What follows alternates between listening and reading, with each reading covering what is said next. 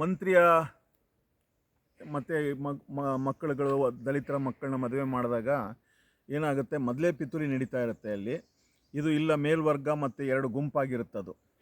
ಅವಾಗ ಏನಾಗ್ತಾರೆ, ವೈದಿಕರುಗಳು ಇವ್ರ ವಿರುದ್ಧ ತಿರುಗಿಬಿದ್ದಿರ್ತಾರೆ. ಆದರೆ ಬಿಜ್ಜಳ ಇವರು ಸಪೋರ್ಟ್ರ್ ಆಗಿರ್ತಾನೆ. ಆದರೆ ವಯಸ್ಸಾಗಿರುತ್ತೆ ಬಿಜ್ಜಳಂಗೆ, ಅವಾಗ ಮಗನಿಗೆ ಎತ್ಕಟ್ತಿರ್ತಾರೆ.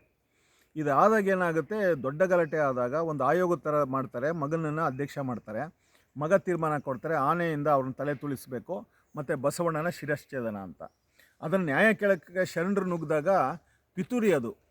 ಇವರೇನೇ ಅವ್ರ ಮೇಲೆ ಅಸಮಾಧಾನ ಇರುತ್ತೆ, ಬಿಜ್ಜಳನ ಕೊಲೆ ಆಗುತ್ತೆ, ಅದನ್ನು ಶರಣರ ಮೇಲೆ ಹಾಕ್ತಾರೆ. ಅವಾಗ ತಕ್ಷಣವೇ ಈತ ಅಧಿಕಾರಕ್ಕೆ ಬರ್ತಾನೆ. ಅಪ್ಪ ಹೋದ್ಮೇಲೆ ಅವ್ರನ್ನ ಕಂಡಲ್ಲಿ ಗುಂಡು ಅನ್ನೋ ಥರ ಶರಣರ ಸಿಕ್ಕ ತಲೆ ಕಡೀರಿ ವಚನ ಇದು ಮಾಡಿ ಅಂದಾಗ ದಿಕ್ಕಾಪಾಲಾಗಿ 11 ಟೀಮ್ ಹೋಗುತ್ತೆ. ಬೇರೆ ಬೇರೆ ಕಡೆ ಬೇರೆ ಬೇರೆಯವರೆಲ್ಲ ಲೀಡ್ ಇರ್ತಾರೆ. ಇದರಲ್ಲಿ ನಾನು ಹೇಳಿದಾಗೆ, ನಾನು ಈಗಾಗಲೇ ಹೇಳಿರೋ ಹಾಗೆ, ಒಂದು ಟೀಮು ಬರುತ್ತಲ್ಲ, ಆ ಟ್ರ್ಯಾಕ್ ಬರುತ್ತೆ. ಇಲ್ಲಿ ಪೋಟೋಲಿಯಿಂದ ಬರಬೇಕಾದ್ರೆ 2 ಹೋಗುತ್ತೆ. ಪಟದಹಳ್ಳಿ ಅಂತ ಪೋಟೋಲಿಯಿಂದ ಅವ್ರು ಬರಬೇಕಾದ್ರೆ ಅದರ ಅವ್ರು ಬಂದದ್ದ ಐತಿಹಾಸಿಕ ಕುರುಗಾಗಿ ಆ ಹೆಸರುಗಳಿದ್ದಾವೆ. ಇಲ್ಲಿ ಕೊಂದರ್ ಅನ್ನೋದು ಒಂದು ಊರು ಬರ್ತದೆ, ಅಲ್ಲಿ ಕೊಂದ್ರು ಅಂತ, ಬಿಜ್ಜಳನ ಸೈನಿಕರು ಕೊಂದ್ರು ಅಂತ, ಶರಣರನ್ನು ಕೊಂದ್ರು ಅಂತ. ಶರಣನನ್ನು ಅಲ್ಲಿ ಕೊಳ್ತಾರೆ. ಅದರ ನಂತರದಲ್ಲಿ ಬಿಜ್ಜಳನ ಸೈನಿಕರು ಇಲ್ಲಿ ಕಳಸಾಯಿಸಿದ್ರು ಅಂದರೆ ಅಲ್ಲೂ ಕೂಡ ಅವ್ರನ್ನ ಹಿಂಸೆ ಮಾಡಿ ಕೊಂದಾಕ್ತಾರೆ. ಅದರ ನಂತರದಲ್ಲಿ ಇಲ್ಲಿಗೆ ಒಂದು 3-4 ಕಿಲೋಮೀಟ್ರ್ ಹಿಂದೆ ಒಂದು ಸ್ವಲ್ಪ ಹಳ್ಳದ ಥರ ಇದೆ, ಅದು ಅಲ್ಲಿ ಹಳ್ಳಿನೂ ಇದೆ, ಹೆಣ್ಕೊಳ್ಳು ಅಂತ ಕರೀತಾರೆ. ಹೆಣದ ಕೊಳ್ಳ ಆಯಿತು ಅಂತ. ಅದನ್ನು ಮೀರಿ ಉಳಿದವರು ಇಲ್ಲಿ ಉಳಿವಿ ಅಂತ ಹೆಸರು ಬರೋದಕ್ಕೆ ಅದು ಐತಿಹಾಸಿಕವಾಗಿ ಕುರುಹುಗಳು ಮತ್ತು ಅವೆಲ್ಲ ಇದೆ. ಅಲ್ಲೆಲ್ಲನೂ ಕೂಡ ಈಗ ಕುಣಬಿಗಳು ಕೂಡ ಶಿವನ ಪೂಜೆ ಮಾಡ್ತಾರೆ. ಹಳ್ಳಿಗಳಲ್ಲೇ ಬಸವನ ಇದು ಎಲ್ಲ ಇಡೋವಂಥದ್ದು ಎಲ್ಲ ಇದೆ.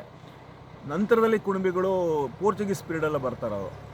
ಅವರು ಕ್ರಿಶ್ಚಿಯಾನಿಟಿನ ಕನ್ವರ್ಟ್ ಮಾಡೋದನ್ನು ವಿರೋಧಿಸಿ ಘಟ್ಟ ಹತ್ತ ಬರ್ತಾರೆ. ಆದರೆ ಆಗ ಇದ್ದಂತಹ ಈ ಶರಣರುಗಳು ಬಿಜ್ಜಳನ ಸೈನಿಕರು ಕೊಂದಾಕ್ತಾರೆ. ಇಲ್ಲಿ ಏನಿದೆಯಲ್ಲ ಚೆನ್ನಬಸವಣ್ಣದ್ದು, ಅದು ಸಮಾಧಿ. ಅದು ತಿರ್ಗಾ ಅಕ್ಕನಾಗಮ್ಮನ ಅಟ್ಯಾಕ್ ಮಾಡ್ತಾರೆ. ಆಕೆ ಓಡೋಗ್ಬೇಕಾದ್ರೆ ತರೀಕೆರೆಯಲ್ಲಿ ಅವಳನ್ನ ಕೊಂದಾಕ್ತಾರೆ. ಅಲ್ಲಿ ಅವಳ ಸಮಾಧಿ ಇದೆ, ತರೀಕೆರೆಯಲ್ಲಿ ಆಕೆಯ ಸಮಾಧಿ ಇದೆ. ಸೊ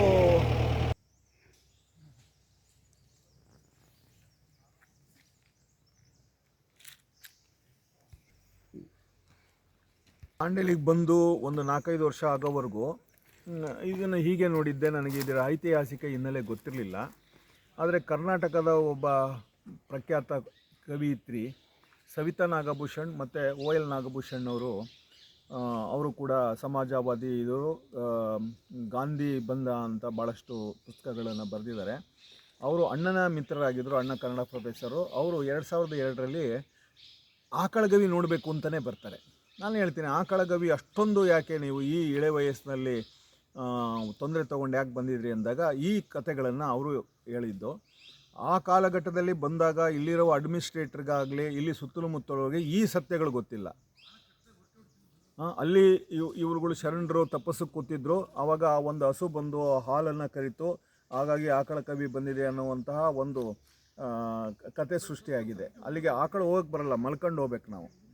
ಮತ್ತು ಈ ಎತ್ತರದಲ್ಲಿದೆ, ಹೀಗೆ ಅದು ಒಂದು 20-30 ಅಡಿ ಎತ್ತರದಲ್ಲಿ ಹಿಂಗಿದೆ. ಆಕಳು ಹೋಗೋಕ್ಕೆ ಸಾಧ್ಯನೇ ಆಗೋಲ್ಲ, ಯಾಕೆಂದರೆ ನಾವೇ ತೆಳ್ಕೊಂಡು ಹೋಗಬೇಕು.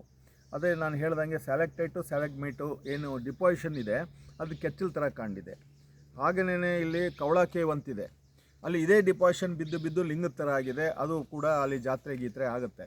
ಆದರೆ ಐತಿಹಾಸಿಕ ಸತ್ಯ ಏನು ಅಂತ ಹೇಳಿದ್ರೆ, ಆಕಳಗವಿ ವಚನಗಳನ್ನು ಈ ಸಾರಸ್ವತ ಲೋಕಕ್ಕೆ ಸಂರಕ್ಷಿಸಿಟ್ಟು ಅದನ್ನು ಕೊಟ್ಟಂತಹ ಒಂದು ಹೆಗ್ಗಳಿಕೆ ಇರುವಂಥದ್ದು. ಹಾಗೆ ಐತಿಹಾಸಿಕ ಸ್ಥಳ ಆಗಿರೋದ್ರಿಂದ ಇದು ಬಸವಣ್ಣನ ಏನು ಕ್ರಾಂತಿಯ ಅನುಯಾಯಿಗಳಿಗೆ ಇದೊಂದು ಒಳ್ಳೆಯ ಪವಿತ್ರ ಕ್ಷೇತ್ರ ಆಗಿದೆ. ಅವರೆಲ್ಲ ಬಂದು ನೋಡಿ ಆನಂದ ಪಡ್ತಾರೆ.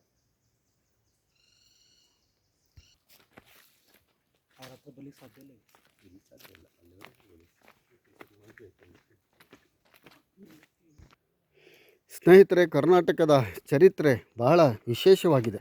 ಅದರಲ್ಲೂ ವಿಶೇಷವಾಗಿ ಈ ಶರಣ ಸಂಸ್ಕೃತಿ, ಬಸವಣ್ಣ ಅಂದರೆ ಜಗಜ್ಯೋತಿ ಬಸವಣ್ಣನ ಚರಿತ್ರೆ ಮತ್ತು ಜಗಜ್ಯೋತಿ ಬಸವಣ್ಣನವರನ್ನು ಅಮರವಾಗಿಸಿರುವಂತಹ ಈ ವಚನಗಳ ಸಂರಕ್ಷಕ ಚೆನ್ನಬಸವಣ್ಣ ಏನು ಬರ್ತಾರೆ, ಅವರು ಕೂಡ ನಮ್ಮ ಕನ್ನಡದ ಅಥವಾ ಕರ್ನಾಟಕದ ಚರಿತ್ರೆಯಲ್ಲಿ ಬಹಳ ಮಹತ್ವದ ವ್ಯಕ್ತಿಯಾಗಿ ಕೆಲಸ ಮಾಡಿದ್ದಾರೆ.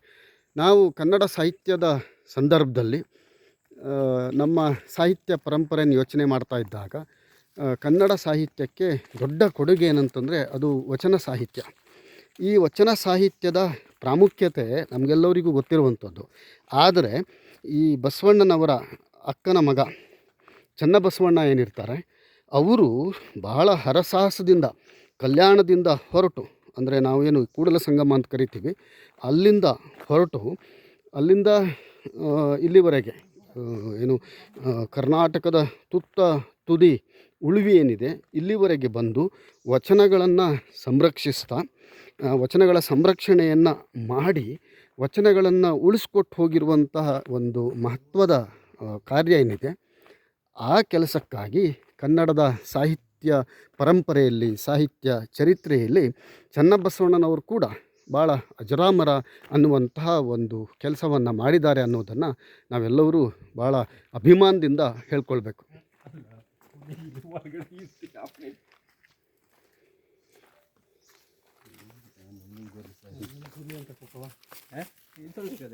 ಅಲ್ಲಿಂದ ಹೋದ್ರೆ ಬರಕ್ಕೆ ಬರಲ್ಲ.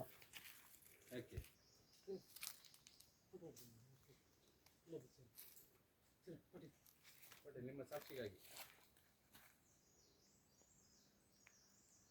ಪಕ್ಕ ಯಾವ್ದಾರು ಇದೆ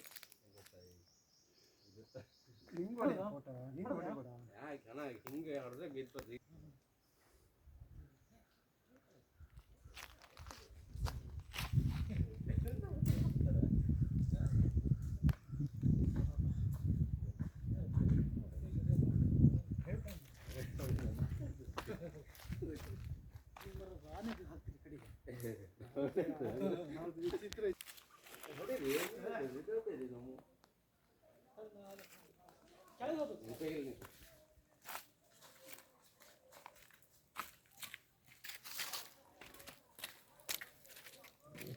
ಇಲ್ಲೇ ಬಂತು ಬರ್ರಿ.